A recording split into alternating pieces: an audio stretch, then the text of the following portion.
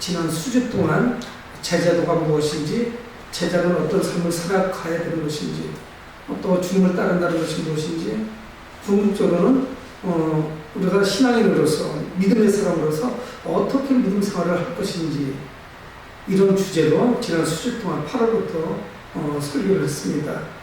우리 옛말에 다다익선이라는 말이 있습니다. 지금도 많이 쓰죠. 다다익선. 마늘 다자를 두 번 연속 사용했습니다. 그래서 이익할 때 익자를 쓰고 선하다. 그러니까 이 이야기는 뭐냐면 많으면 많을수록 좋다, 이런 의미를 가지고 있습니다. 아마 다다익선이라고는 이 말에 가장 적합한 것이 아마 재물이 아닐까요? 재물은 많으면 많을수록 좋죠. 많아서 나쁠 게 없지 않겠어요? 근데 우리는 세상에서 깊이 들어가 세상 가운데 살아가고 있습니다. 우리가 세상에서 사는 것 자체를 부인할 수 없죠. 세상을 떠날 수는 없습니다. 세상을 피해서 살아갈 수가 없죠. 우리가 한 주 내내 거하는 곳이 바로 세상입니다. 일터에 나가고요, 직장에 나가고, 또 학생들은 학교에 가고, 어떤 우리와 신앙과 가치관이 다르지만 그런 사람들과 함께 어울려 살고 있죠. 우리는 분명 세상 가운데 살아가고 있고 세상에 깊숙이 들어가지만 세속화되는 것하고는 관련이 없죠. 세속화하고는 거리가 멀어요. 세속화되는 삶을 우리가 조심해야 됩니다. 세상을 산다는 것 자체가 세속화됐다, 이거는 공식 성립이 안 돼요.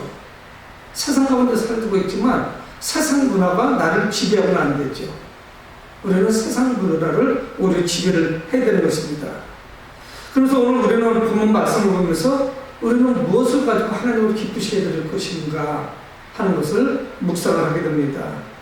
하나님은 이 땅 사는 우리에게 거룩한 삶을 살기를 원하죠. 경건한 삶을 살기를 원합니다. 예수 그리스도를 닮아가는 삶을 살기를 원합니다. 우리가 비록 천국 백성이지만 이 땅에서도 천국의 삶을 살아가기를 원하고 계시죠. 우리의 삶 자체가 이 땅이 바로 하나님 나라의 삶이 되어야 되는 것입니다. 우리가 믿음 안에서 경건의 삶을 소홀히 하게 되면 결국 우리 신앙과 우리의 삶에 위기가 찾아오게 되죠.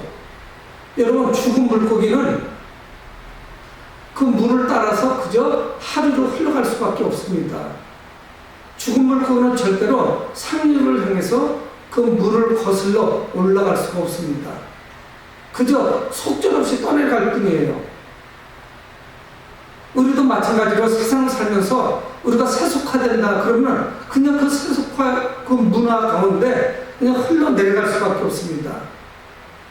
영위할 수가 없죠. 그러니까 우리는 영적으로 깨 있어야 되고 하나님 말씀을 묵상해야 되고 경건한 삶을 살아가야 되는 것이죠. 그래야만 그 세속의 욕구를 거부할 수가 있습니다. 이길 수가 있어요.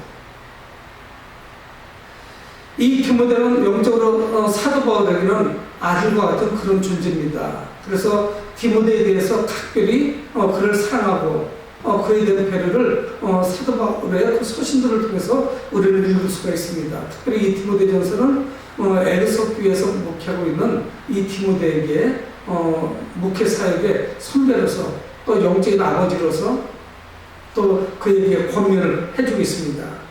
여러분, 우리 그리스도인들은 어떻습니까? 이 땅을 살아가면서 주님을 따른다는 것이 경건의 능력이 있어야 되죠.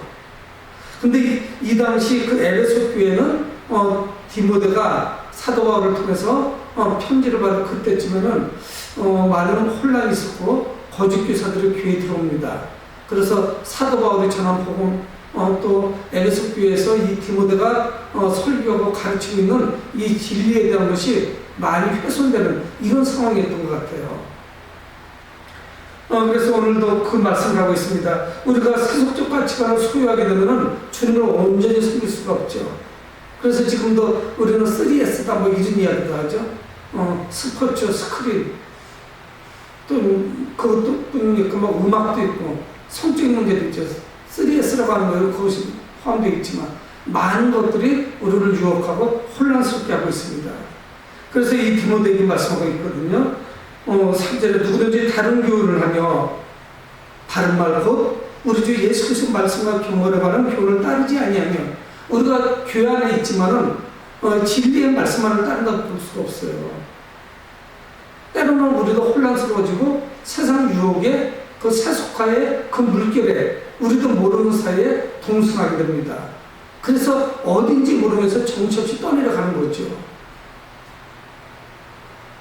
2000년도 전에도 세속화되어 있었지만 아마 지금도 더 그 이상으로 세속화된 이런 세상을 우리가 살고 있는 것은 사실입니다. 우리가 살고 있는 세상이 어떤가요? 수많은 것들이 우리를 건들죠. 유혹합니다. 그래서 오늘 본문에 누구든지 다른 교훈을 하며 다른 교훈을 가르쳐요. 이 거짓 교사들이 와가지고요. 세상 문화도 우리에게 다른 것을 가르칩니다. 우리 신앙에 대해서 도전해요. 그래서 다른 교훈을 우리를 가르치죠. 그래서 결국 뭐냐? 그리스도의 말씀 따르지 못하더라고요. 그래서 우리는 그리스도의 말씀, 하나님의 말씀, 성경을 가지고 계속적으로 물타기를 합니다. 희석시켜요. 정당화시켜요.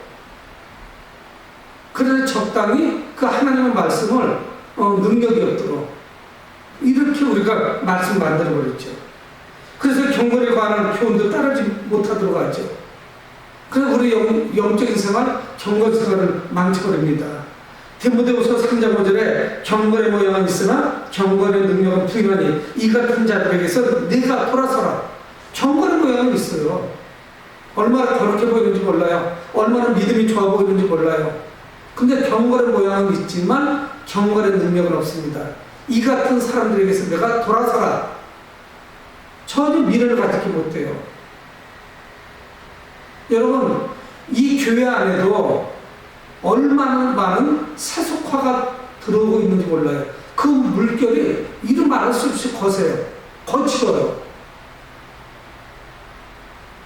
세상 문화가 교회 안에 이루 말할 수 없이 들어와 있어요.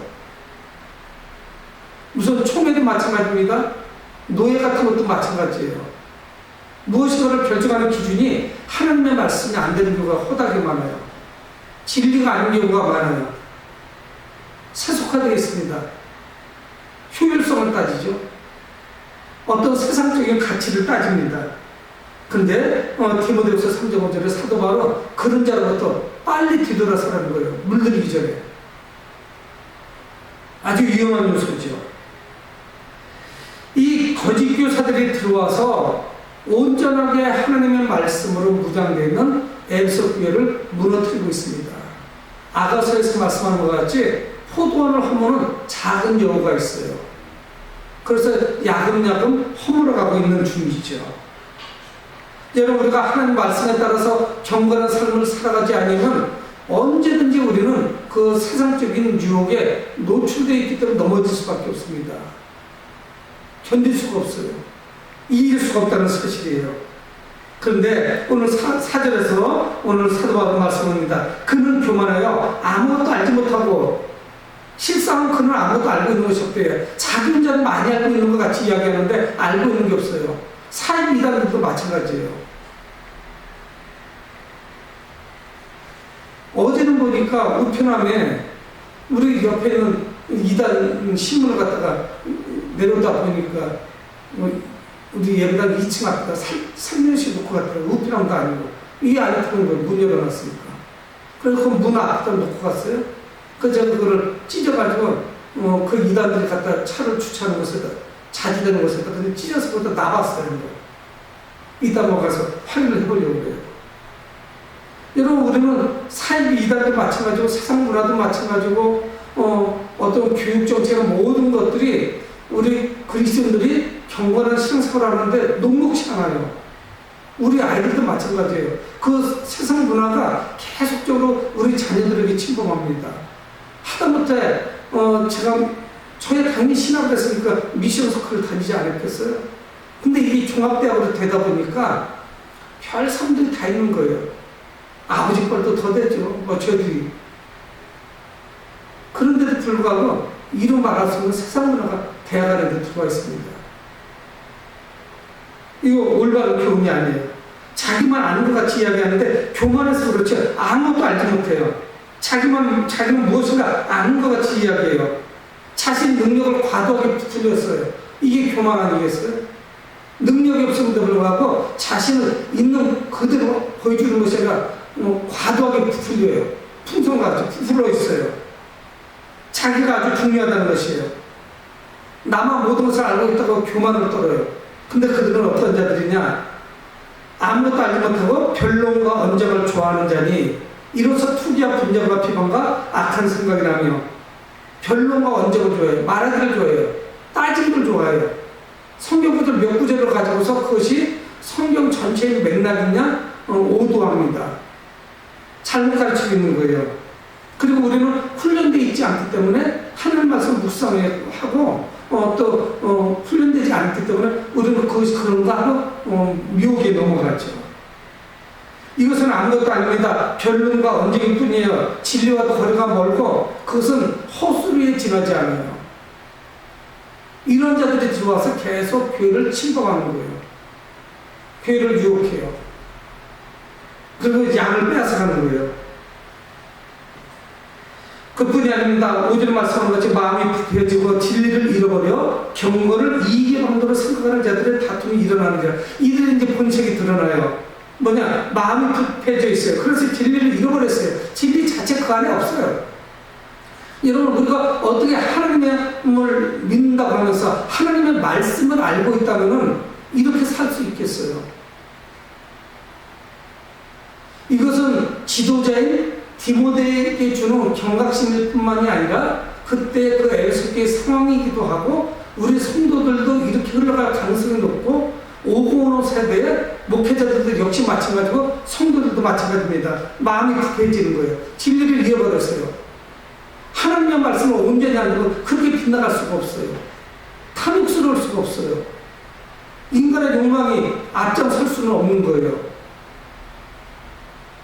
그런데 이런 것들이 교회 안에 아주 다양하게 퍼져 있습니다. 지도자들부터 탐욕을 억제할 줄 알아야 되겠죠. 그걸 누를 줄 알아야 되고, 그걸 극복할 줄 알아야 될 것이에요. 우리는 하나님의 나라를 소망한다고 하면서 이 땅을 이루 말할 수 없는 욕심과 욕망 가운데 이 땅을 살아갔죠. 그러니까 이들의 속셈을 알았어요. 그들은 뭐냐? 이 모든 것이 자신의 이익을 위해서 했던 거예요. 이익의 방도로 성경이 이렇게 말씀하고 있잖아요. 자신의 이익을 위해서 그런 짓을 했던 거예요. 마음이 부패하고 진리를 잃어버렸으며 경건을 이익의 방도로 생각해요. 그래서 경건을 빙자해서 자신의 유익을 위해서 움직이는 것이에요. 돈의 욕심이 있다는 이야기예요. 돈의 욕심이 있어요. 사업하는 사람들도 교회 올 때 교회를 통해서 내가 치부해야겠다. 교회를 통해서 내 사업에 좀 도움을 받아야겠다. 이렇게 처음부터 애시당초 오면요. 교회 와서 시험 봅니다. 그리고 자주 삐져요. 그래서 많이 봤어요. 선거 때. 우리 사업장 왜 이용이 주지 않지? 그거를 염두에 두고 신앙생활 하면 힘들어져요. 그거는 아예 잊어버리고 교회에서 도움을 받으든 받더라도 그렇게도 담대히 나가야지 교인들을 고객으로 삼는다. 이거 쉽지가 않아요. 교인들은 아예 없다고 생각하고 내가 다른 사람을 통해서 내 영업을 해야겠다, 사업을 해야겠다, 이런 생각을 해야겠죠. 이 거짓교사들이 다른 복음을 전하는 이유는 자신의 유익을 위한 것이었어요. 돈벌이 때문에 했던 거예요. 먹고 살기 위해서 했던 것이에요. 돈 때문에 움직이죠. 부유한 삶을 목표로 삼고 있는 거예요. 이거는 교회 지도자로서는 아주 상극이죠. 있을 수 없는 것이죠.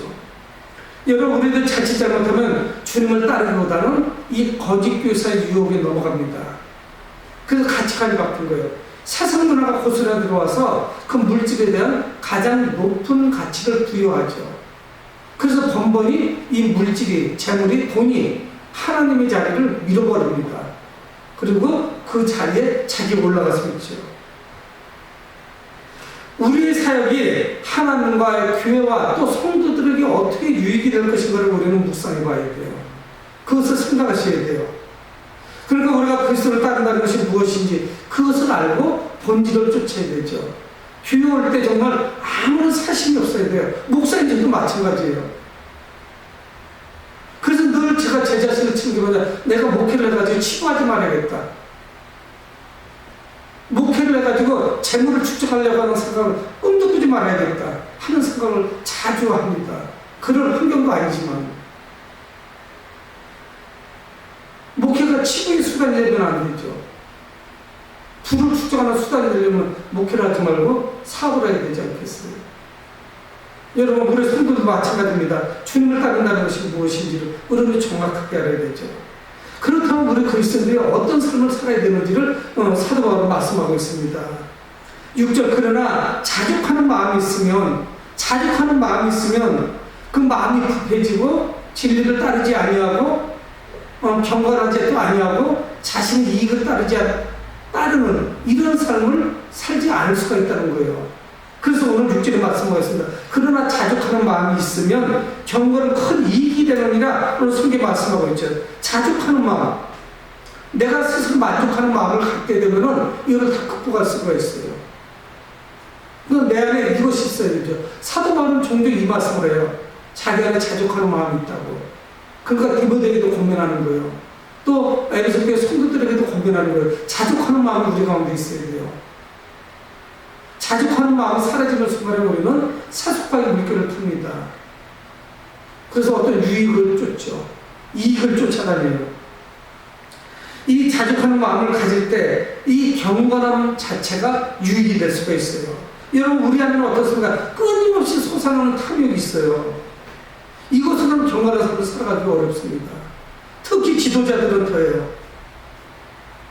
그런데 이 거짓 교사는 뭡니까? 물질과 성공, 자기 명예, 명성, 이런 데에 관심이 있는 거예요. 어떻게 하면 내가 물질을 취할 수 있을까? 내가 어떻게 하면 부해질 수 있을까? 어떻게 하면 내 명성이 높아질 수 있을까? 내가 어떻게 하면 성공할 수 있을까? 늘 이런 데만 관심을 가지고 있는 거예요. 그래서 이들을 위해서 복음을 이용하는 거죠. 지구상 어느 곳에서도 이 교회 공동체만큼 순수한 것이 있을까요? 여러분, 우리는 신앙생활 할 때 이거를 밑바닥에 깔고 해야 돼요. 그래서 우리 안에 어떤 관계나 이런 거에서도 전부 사랑으로 해야 되고, 그리고 교회 안에 다툼이 있을 게 없어요. 어떤 갈등이 뭐가 있겠어요? 다툼이 있겠어요? 누군가를 내가 증오나 미움이 있겠어요? 무슨 교단이 깨지고 분파가 생기는 것이 뭐가 있겠어요? 근데 그 순수함이 사라지는 거예요. 그건 다 왜 그러냐? 내 안에 어떤 탐욕이 있고 나의 욕심이 있고 무엇인가 이루겠다 하는 그런 것이 있는 거죠. 성공해야겠다. 내 명을 위해서, 내 명성을 위해서 움직이기 때문에 그런 것이죠. 이게 아마 지도자로 가는 갈수록 더 조심해야 될 것이 아닌가 봅니다.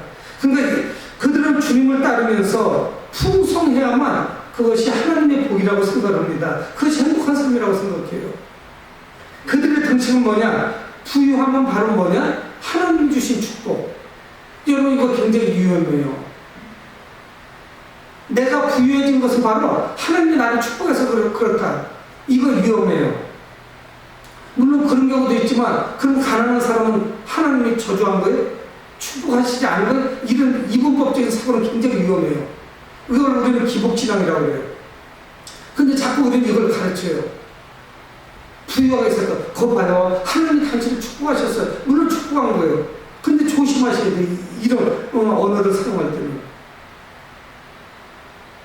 여러분, 가난한 사람은 하나님의 축복이 임하지 않은 것이 아니에요.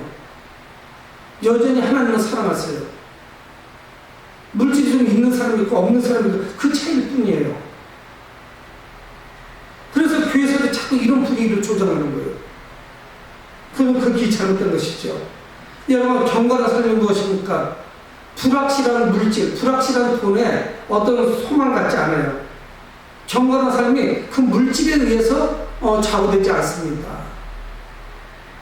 그래서 빌립보서 4장 12절에 나는 비천에 처할 줄도 알고 풍부에 처할 줄도 알아. 모든 일을 곧 배부른가 배고픈가 풍부와 궁핍에도 처할 줄 아는 일체의 비밀을 배웠노라. 내가 비천에 처할 줄도 알고 풍부에 처할 줄도 알고 배부름도 있었고 배고픔도 있었고 풍부하기도 했었고 궁핍하기도 하고 이런 과정을 살아가면서 자기는 일체의 비결을 배웠노라. 무슨 비결을 배웠어요? 자족하는 마음.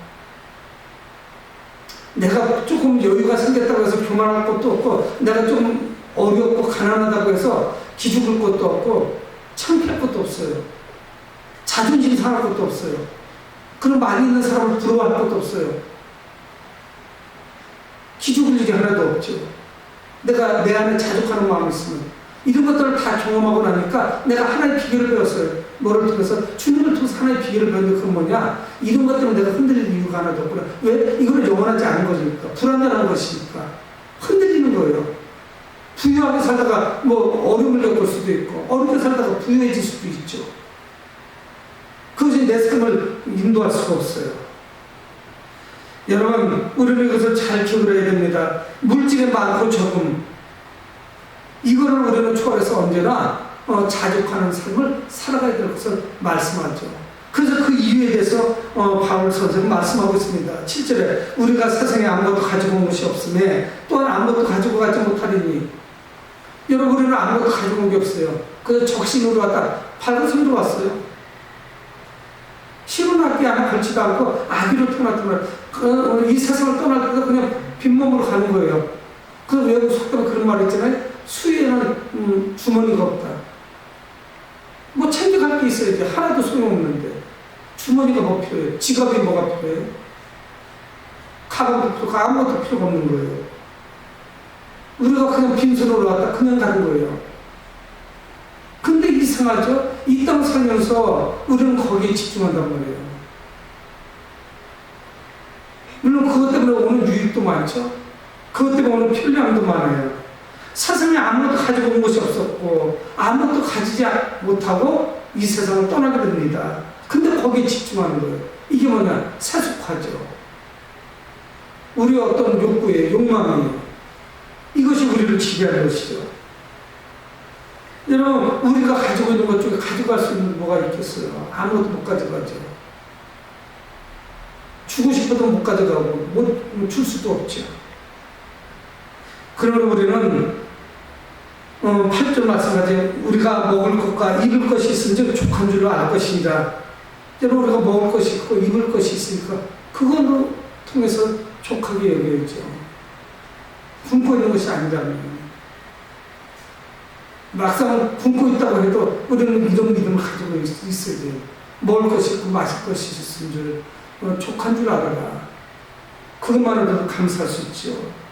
여러분, 이 성경에서 말씀하는 것보다 우리는 더 많은 것이 있어야만 행복하다고 자꾸 느껴요. 먹을 것과 마실 것이 있으니 족한 줄이라 만족히 여기라 오늘 말씀하고 있지만 우리는 또 세상 가운데 나가게 되면 이 말씀을 까맣게 잊어버린단 말이에요. 그래서 많이 써야 좋죠. 다다익선. 많으면 많을수록 좋은 거 아니에요, 목사는? 물론 많을수록 좋아요. 근데 사도 바울 같은 믿음이 있어야 돼요. 일체의 비결을 배우느라. 부유함에도 처하고 궁핍함에도 처하면서 일체의 비결을 배운 거예요. 자족하는 마음. 그러니까 그 물질에 의해서 내 마음이 요동하거나 좌우되지 않아요. 흔들리지 않아요. 그것 때문에 갈등하지 않아요. 그것 때문에 채우지 못해서 아파하고 힘들어하지 않는단 말이에요. 우리는 물론 세상에 나와서 열심히 일을 해야 되죠. 열심히 일을 해서 그리고 그걸 통해서 우리 삶을 영위해야 되는 것은 당연한 것이죠. 우리가 바울과 같이 자족하는 삶을 살아가려면 내게 필요한 것이 무엇인지 그리고 나의 욕구인지 이거를 구별하셔야 돼요. 내게 필요한 것이 뭐지? 근데 내가 필요한 것 이상으로 너무 과도한 것을 생각하는 것은 그런 욕망이에요. 욕구예요. 탐심이라고 이야기해요. 이거를 구별할 줄 알아야 돼요. 그런 걸 비참하다고 느끼게 됩니다. 세상 살아가는 것이 힘들죠. 우리가 필요 이상을 원할 때 우리는 자족하는 삶을 살아갈 수 없으면 늘 불만족스럽죠. 하나님 왜 저는 이렇게 가난하죠? 하나님 왜 저는 늘 이렇게 힘이 들죠? 제가 노력하는 것만큼 왜 이렇게 결실이 없죠? 늘 자족할 수가 없어요. 늘 불만족스러워요. 자기 삶에 기쁨이 없습니다. 기쁨이 사라져버리죠. 뭐 때문에? 불안정한 재물 때문에, 물질 때문에. 근데 거짓교사들은 뭐예요? 이거를 자꾸 조장하는 거예요. 잘못된 진리를 가지고, 잘못된 가르침을 가지고 성도들을 혼란스럽게 만드는 거예요. 그건 지극히 잘못됐어요. 우리는 하나님께서 우리에게 잠시 맡긴 것, 이거를 수십 년 동안 이 땅에서 살아가면서 그것을 사용하고 또 때로는 그걸 다 사용해서 하나도 흔적도 남지도 않는 경우도 있고 그렇게 사용 사용하다가 하나님의 부르심이 가는 거예요. 하나님 주신 것을 가지고 마음껏 사용하는 것 뿐이에요. 근데 우리는 그 이상의 욕심을 부리게 되죠. 그래서 우리는 광야에서 그 만나를 늘 좀 묵상을 하셔야 돼요. 하나님은 매일매일 주신 거예요.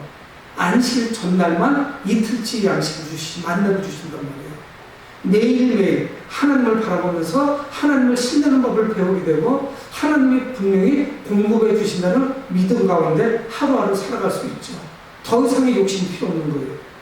이스라엘 백성들, 그 광야 생활에서는. 우리도 많이 모아놨다가 한번 해봅시다. 그거 해서 대관들 어떻게 한다는 거예요? 갈 때 가져가기만 하면 괜찮죠. 자녀들 가운데 분란이 안 일어나면 다행이죠. 형제들끼리 싸우고. 우리는 어떻게 하면 자족하는 삶을 살아갔으느냐. 이거 모든 것이 하나님의 것임을 인정하는 것입니다. 그리고 하나님께 감사하고 기쁨으로 살아가야 돼요. 좀 부족하지만 또 넉넉하면 넉넉한 대로 하나님이 이렇게 나에게 넉넉하게 주셨는데 이 넉넉함을 무엇을 위해 사용할까 하는 것이죠. 나의 필요만을 채우고 나만 위해서 쓸 것이 아니라 그래서 누군가를 위해서 한번 기회 볼 수도 있는 거죠. 그것이 감사하는 생활 아니겠어요? 나는 이 정도만 해도 자족한데 하나님이 더 주시면 이걸 어떻게 주님을 위해서 사용할까 한번 묵상하고 연구할 필요성이 있겠죠. 바로는 다시 한번 우리가 단순하고 가벼운 삶을 살아야 되어서 말씀하고 있습니다. 우리의 삶은 단순해야 돼요. 믿음 안에서 정말 단순해야 돼요. 우리의 만족한 삶이 부유함이라고 착각하면 안 돼요. 내가 만족하고 평화로운 삶, 이런 삶은 안정된 삶을 살아야 되면 부유해야 돼, 재물이 많아야 돼. 이거는 맞지를 않아요. 그래서 9절에 다시 말씀하겠습니다. 부활해야 하는 자들은 시험과 올무와 여러 가지 어리석고 해로운 욕심에 떨어지면 그 사람으로 파멸과 멸망에 빠지게 하는 것이다. 부하게 하려다 보면요, 시험과 올무에 거의 빠지게 돼요. 편법을 써야 되죠. 눈속임을 사용해야 되죠. 속임수를 써야 돼요. 내게 많은 유익이 오도록 하려면 다른 사람들에게 불이익이 가도록 하게 되는 경우가 허다하게 많아요. 우리 기독교인들은 정직하게 해서 불을 축적해야 되는 것이죠. 근데 그 욕망이 심각해지면 문제가 생겨요. 무리한 욕구가 생긴단 말이에요. 무리수를 쓰게 되는 거예요. 그 무리한 욕구가 결국 무리수를 두게 되고 그러면 무리를 빚게 되죠. 그래서 불을 쫓는 자들은 여러 가지 어리석음 때문에 해로운 욕심에 떨어지게 돼요. 헤어날 수가 없어요. 평생 그러다가 이 세상을 떠나는 거예요. 한 번도 자유함이 없어요. 저희 아내가 어떤 연예인 가수 아버지에 대해서 이야기를 하더라고요. 근데 그분이 얼마나 자린고비인지 금검전략이 몸에 뱄어요. 그래서 화장지도 필요한 만큼 이거 뜯잖아요. 화장실 써? 뜯어서 쓰는데 이야기해요. 저는 다 까먹었지만 그런 정도로 금검전략을 한대요. 이거 말할 수 없이 자기를 위해서는 하나도 안 쓰는 거예요. 근데 제가 그런 마음이 들더라고요. 그분도 80 가까이 되신 분인 것 같아요.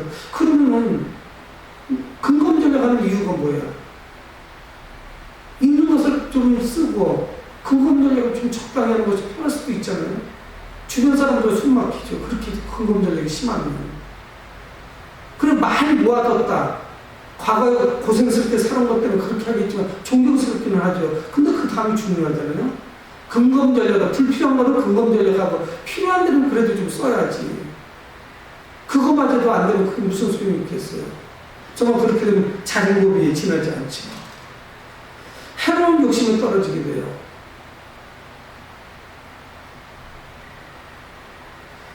물질에 대한 이 과도한 욕망, 우리는 오늘 성경 보니까 2000년 전이나 오늘이나 다를 바가 없어요.